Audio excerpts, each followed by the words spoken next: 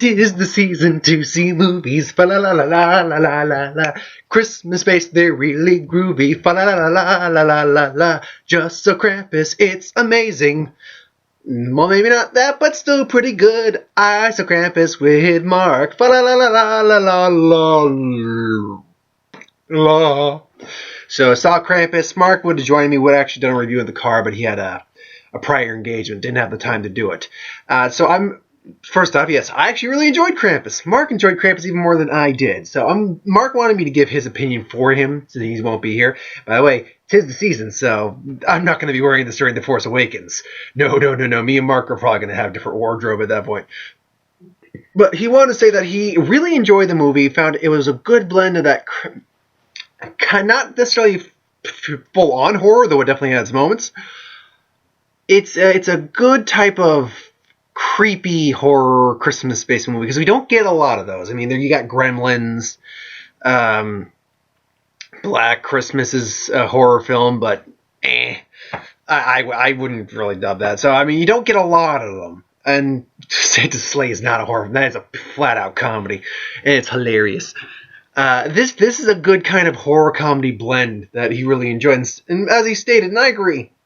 Well, I think this won't do terrible in theaters. I don't think it's not going to get like 100 million. I don't think that. But it's definitely going to find a home as maybe kind of a new Christmas classic that people discover, kind of maybe get a bit of a cult following. But nothing amazing. It's going to find a home somewhere. It's definitely going to find a home somewhere. So that's Mark's very minor opinion on it. Now, going on with Krampus. Krampus is I can never remember. It's like Icelandic or Norwegic or something along those lines. It's from that area of the world. The tale of Krampus, who is the shadow of St. Nicholas, and he does not come to take, he does not come to give, he comes to take. And it's the story of this family who are, very, very strained and bitter and kind of nasty towards each other. And this kid who just lives up towards up to Santa, and immediately the Krampus comes in. So, again, I really enjoyed the movie. And my God, this movie opened up amazing and so poignant. It's just, it opens up with, have yourself a very Merry Christmas. If it ain't allow. It's got the song playing. But it's basically Black Friday shoppers, and those people are just like trampling over others. They trample over an employee, and they're just ripping things apart, shelling out money. It's so poignant to how we've commercialized the holidays and materialistic that we forget kind of the heart of what the season's supposed to be.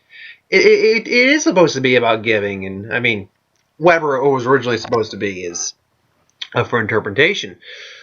But generally how it became portrayed is it's a season of it's perpetual love and giving, and it's better to give than take. I mean, we love receiving gifts. Let's be honest, we do love receiving gifts, but it's that feeling you get to give to someone else, and it's really hard to watch this kid who he even admits that he knows Santa's probably not real.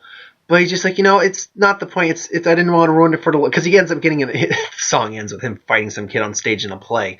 Gets a crap kicked out and gets a black eye.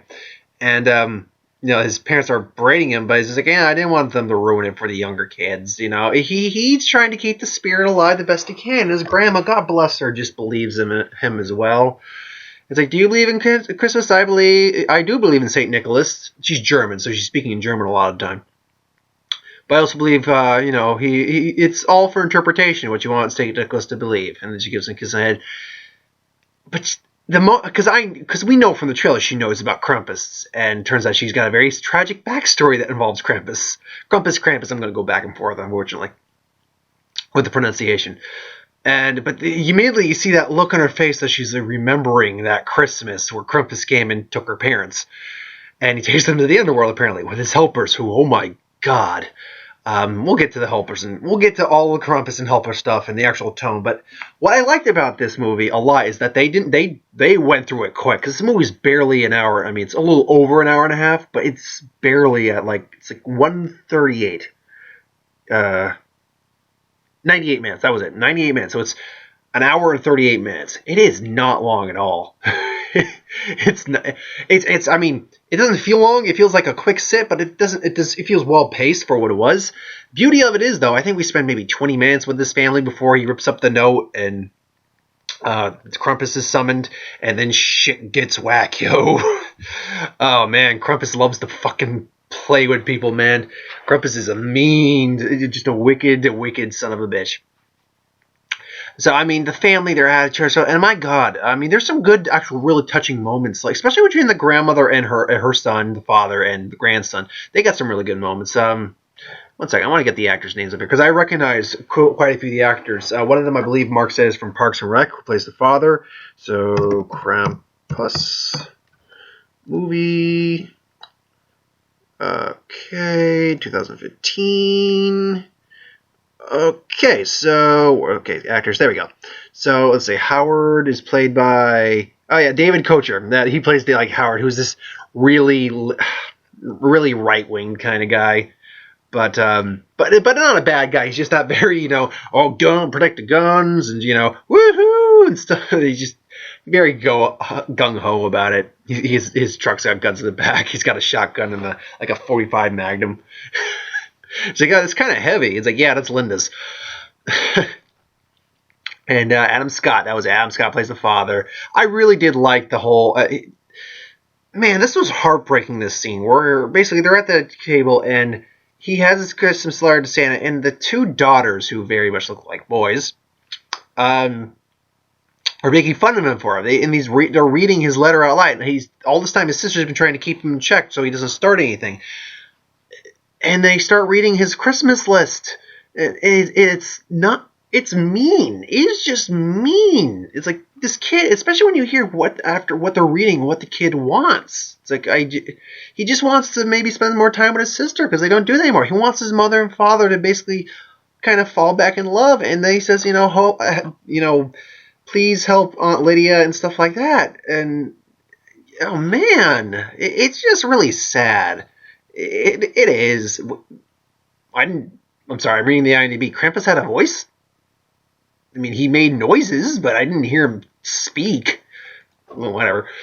But so I'm just like, whoa, man, this is heartbreaking. And I don't blame this kid for, I mean, I don't blame him I really don't blame him for losing the spirit. I like to try to keep the spirit up every year for Christmas. I understand for some people it gets hard. And with this family, I can understand why it's hard. But I also, as I was saying, I also like, the moments with Tony Scott and Adam Scott and Tony Collette, the mother and father. She's not a bad looking woman, but I mean, I'm getting a picture of her IMDb picture. I'm like, whoa, she's really not a bad looking woman, man. Sorry, just that's the guy in me. But I also appreciate attractive people. Anywho, though, so getting on. So obviously, it's just like a slow build. It's a slow build. He's basically Krampus creates blizzards, and he basically isolates you. And how this delivery guy didn't get taken. Well, delivery guy delivers presents, and I'm like, they're from the Krampus, and they're his little helpers. His helpers are demonic toys. I'm not and gingerbread men, demonic little gingerbread toy. He's got a bear with razor teeth, a weirdly demented angel, gingerbread men. He's got his own elves, and the Jack in the Box. Now, when the Jack in the Box you see in the very beginning, actually you see it twice in the trailer, believe it or not. The Jack in the Box you see in the scene where his sister, and it's his sister, it turns out, is under the car hiding. She tries to go see her boyfriend in the blizzard, and she sees the Krampus on the roofs of the buildings, and he's chasing her on the buildings, and it's a tense scene. She's hiding, and then we see this Jack in the Box, and of course it's not dun dun dun dun. No, it's Christmas things. Which, by the way, the use of Christmas music in this movie is very effective because it's used at points where it's very creepy to be hearing this music, like near the climax, which I'll touch on the climax when I get to the climax. You have a version of Silent Night playing when all this horrible shit is going down, and it's very kind of chilling, really. And just get my hat. All right, there we go, hat. But Man, I lost track. Sorry. No, and then he's got like the Jack in a Box, man. It eats people. It swallows them whole. That thing you see in the trailer where it's got this gooey jaw thing. It's just goes. Oh, he's got a little robot thing that stabs the father in the back a couple times. But it swallows people whole and holds them. It ate the dog too. Pretty certain it ate the dog. Because they basically had the dog go after it, and apparently he was able to at least kick the crap out of her for a while. So, but it's you see eating one of the twins from the cousins is, and then it's like, holy crap! What am I looking at right now? And then there's one I contend it might have been the bear, but at the same time, Mark Hayes argued that was a lot stronger than the bear because the bear was easy to take care of. There's something in the snow that it's based. There's no other way to put this because there's like literally like 3 feet of snow on the ground. There's no other way to put this. The Krampus has graboids on his side because it's suddenly you see this thing running through the snow and you can shoot at it and you can hurt it. They established you can actually kill these things, by the way, which is not a negative, but it's a question I posed to this movie. I have very few negatives about this movie. It has teeth. It bites hard. It pulls you down into the snow and probably into the underworld, which is where the Krampus maybe takes you or something like that. Well, actually, the underworld he opens up himself. And then gingerbread men. Now, they have issues with their families are strange, and one of their cousins is like is a dope. He's one of these generations where you raise him on TV, Mountain Dew, which he chugged and just he's not that kind of kid. And he just sees this ginger. You see it in one of the TV spots. They bring the hook. The Hello Helpers are bringing down the hook for the Krampus. And there's a gingerbread man attached to it. So the kid sees, ooh, gingerbread. And I'm thinking, ooh, tetanus. And they just sees it and just, And I'm like, that's a really spongy gingerbread man. And Mark made a point, it's more gingerbread than gingerbread cookie. Or whatever, and then immediately his face morphs like, oh god, and he just wraps the kid up and pulls him up with a chain. Then later, Howard is the name of the basically the husband of the sister-in-law. David Kocher is battling gingerbread man in the kitchen after being shot with a nail gun several times and a bitten leg.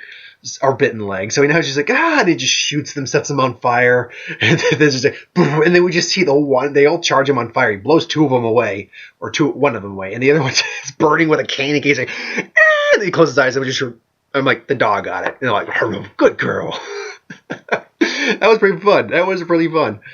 It does well with playing with the intimacy of these moments. Now, granted, some of these characters are making choices that make no flippin' sense. They don't. Like, hey, we hear Beth upstairs, even though Beth, we know, went outside and never came back. Oh, wait, it's not Beth. It's a jack-in-a-box that eats people. That's that bad choice right there. The kid, again, taking the gingerbread man off. I was like, when anyone looking at this says, no, not gingerbread man that catches my attention. The hook with the gingerbread man on it catches my attention. No, I don't touch. Maybe I would be like pulling on to see if something happens, but literally they're doing it like they're fishing. They go ching ching ching. Oh man. And the body count, not body counts. People, one person dies. The delivery man delivered the gifts froze to death, but no, no one actually dies per se in this movie. We'll get to the end when we get to the end. But let's talk about the Krampus himself. I mean, the grandmother has a great history. It's her history, her past with the Krampus and what happened is revealed through this animation, almost like a really good CGI, almost claymation animation style. And it's how the Krampus took her parents, and he left me as a reminder of what happens when you lose hope. And that's kind of what's happening here. He's taking people one by one, and it's isolating them. They even take the baby. Granted, I don't know. Oh man, did they throw the baby in that pit? Because okay, minor brief spoiler on the ending before I get to the ending. There's a pit, and the lore for Krampus here is that he takes them to the underworld. This is basically tossing him to the underworld. Anywho, so I'm wondering, did they put the baby in there? Oh god. But the intimacy they create in these scenarios, like they're in the attic or they're in abandoned, broken-in houses. Krampus comes in, and he just comes in through the chimney. I'm like, how are you fitting in there? You're clearly breaking the chimney. And he shows he clearly breaks the chimney. And Krampus's design is great. Because he looks like, evil Santa. He looks basically what Krampus you think would look like. He's kind of got the Santa beard, evil eyes and all that, the creepy hands, the hooves, the horns. He's got like a tongue like that. Except near the end where he literally has the same face on the whole time. It's like just... His eyes emote still kind of just... It's like, what? But no, Krampus is cool. When we see him, and most of the time we're just catching glimpses of him, but then we eventually see him in full, and he's like, it's cool, minus that little thing. But one question that raises to me is like, what would happen if Grandma, or any of them with the gun, had actually shot the Krampus in the face? Because they actually established these minions are kind of living creatures and can die. Their aunt, played by I can't remember the actress's name in Late Bird. One sec. Oh, played by Cochata Farah, who plays Aunt Dorothy, who's a curmudgeon and kind of just bitter, but she's not a bad person. And she just takes the gun and just starts blowing them away. Just shoots the bear in the head against the wall. Just the angel into the wreath. About to shoot the Jack in the Box when the dark elves come and they take her away and take the baby. But it establishes that these things can actually be killed. I mean, he's obviously got more of them. He can create as many gingerbread men as he wants. All the elves, I'm sure he's got more. If you shot... I mean, this didn't happen. If you shot the Krampus and killed the Krampus with all this stuff, could you even kill the Krampus? Because clearly he has magical abilities. Demonic, maybe, but magical. So... excuse me one second. It's been a while since I wore this. This is kind of weird. I'm feeling weird on my head right now. It does raise the question, I suppose. However, still, it doesn't take effect the way I enjoy the movie. And then the ending, okay, the climax. This is one minor gripe I had against it. The climax of this felt not extremely rushed, but definitely felt more high paced. They they are like down to 5 minutes. Got the main kid. So there's Tom, his wife, the father and wife.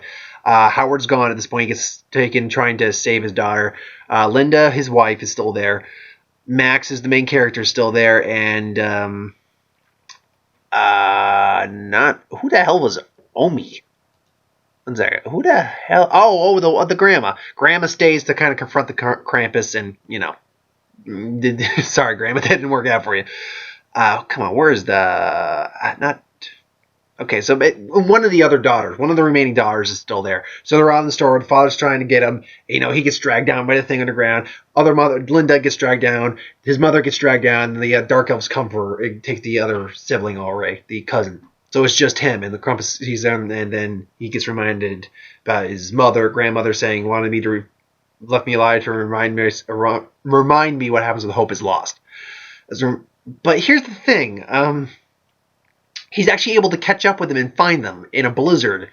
Granted, it's kind of hard not to find them. He's got a sleigh driven by flying, I'm going to assume they're rams with skull masks. And he confronts them and says, and he calls that Krampus an asshole. It's like, hey, asshole, which I might have even done that too. Just like, bring it! I mean, I might get taken, but I ain't going out like a bitch, folks, if this shit happens on my Christmas, which I'm certain it would never happen on my Christmas. My Christmases tend to be very jolly and full of love and giving and stuff like that. Point being, so he tries to take it back, and then Krampus literally opens up the gates to the underworld. There's a giant black hole, giant heated hole in the ground, fires of hell almost. And he's like, no, take me. And then we get that hole, it's like, oh... Krampus just takes a tear. He looks like, so he's gonna, that's how it's, because I figured it was the kid who was gonna maybe try to stop him. And then he doesn't give a shit and starts laughing. Just laughing. And then they toss his cousin in. And he's like, oh, take me. And then he's about to toss him in there. He's like, I just want Christmas to be like it used to. And then Krampus laughs and tosses him in. And then we get the Christmas Carol ending meets Jeepers Creepers ending. What happens is, and I called it the minute I realized the minute he opened his gift. I'm like, oh, that's how it is. Also, if you see the poster for the movie, it makes sense why it looks like that. It totally makes sense. He wakes up and it's like, oh, so it was all a dream. Maybe this is how Krampus teaches a lesson. That, he goes, he does all this horrific shit to you. But then after if you've really learned your lesson, then, you will be back and everyone's happy and stuff like that until he opens his gift and it's the Krampus bell. Because no one else seems to remember what happened. And then he opens the Krampus bell. And immediately everyone starts remembering, and then we pan out, and their entire house is in a snow globe. This bit that's the Krampus is putting down his collection of snow globes that he's stolen. I can't remember the song that was playing during that, but it was a very Jeepers Creepers. It was like, Jeepers Creepers. If you haven't seen Jeepers Creepers, it's been out over a decade. Spoiler for this. The Creeper, for those of you who haven't seen Jeepers Creepers, real quick note on Jeepers Creepers. He's a demon-esque gargoyle thing that eats people, and he has to eat every 23 years, then for 23 days. He eats them to gain parts of their body to replace his parts of his body. Justin Long and the sister are trying to outrun him. He steals Justin Long. It steals his eyes.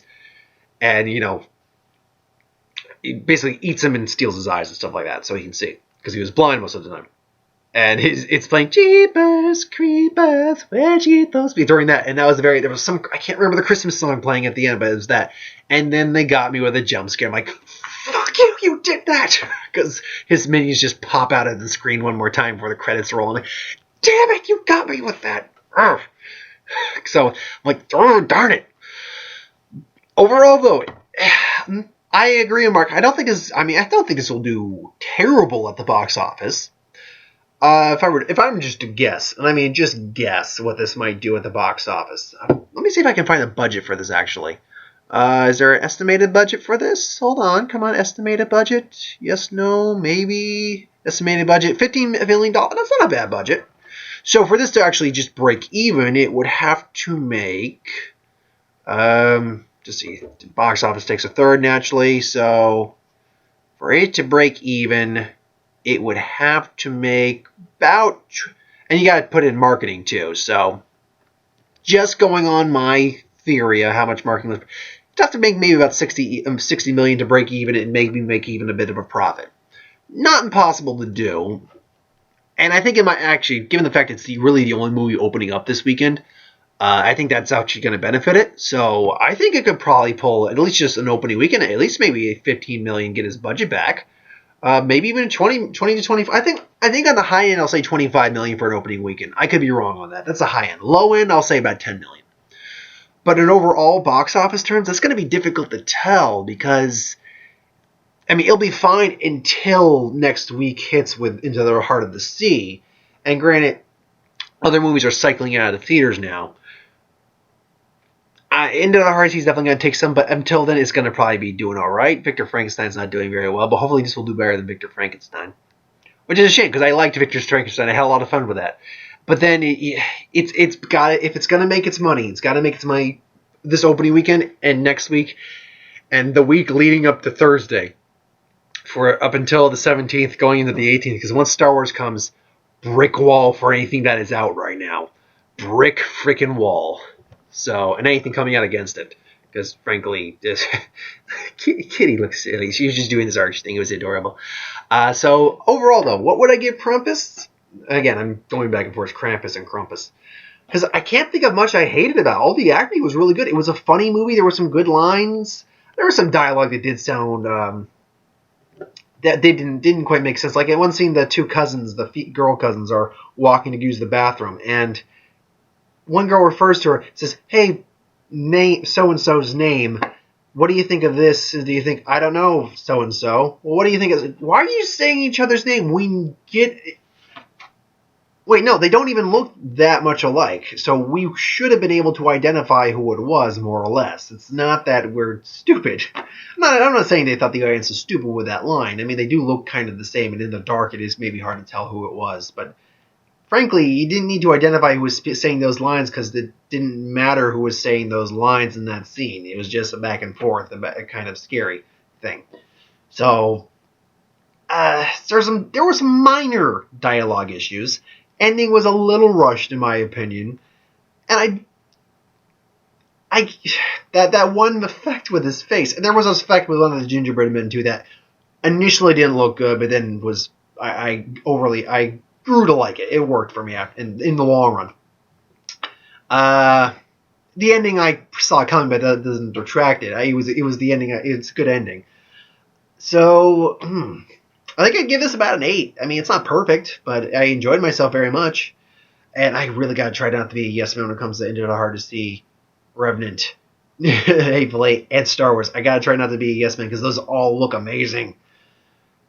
So, yeah, because I did have a few minor quibbles with it. I can't give it a 10. I won't give it a 9 either. It's not that entertaining. But a 7.5, 8 out of 10. That's what I'd give this. I highly recommend anyone who's interested in seeing this, especially if you're interested in maybe a Christmas-esque movie that's not necessarily for the kids, because this ain't for the kids. Anyone below the age of 13 or anyone who's not used to some darker stuff, don't see this. This definitely has got some of the creep factor going. I jumped once or twice. Mark, I think, even jumped once at least. But I think that was because of the jump scare, which we're both like, don't do that. It's got some creepy imagery. I don't recommend it for young kids, but anyone even 12 or older, basically anyone who can, if you know your kid can handle dark shit, I can say take them to this, because it's still funny too. But there's some adult jokes in there too that, you need to, the kid won't necessarily get, but the parent will. So yeah, 7.5, 8 out of 10. I can't say I don't know if I'd give it the 7.5 or the 8. It's just, I'm going 7.5, 8 out of 10. Anywho, though, thanks for watching. I hope you enjoyed. Like, comment, share, subscribe. As always, if you want us to review something, put a request in the below. Movies, media, games, whatever. Put it in the comments below. Let us know. We'll do a review at some point. I got one video to do, a Star Wars-based video, and that's going to be it for me until any other trailers or movie news comes out. So, until then, thanks for watching, and happy holidays, and I'll see you for more seasons fun. Or, that made no sense. I'll see you for more Christmas hijinks. I guess that's a better way to put it. Anyway, later, folks.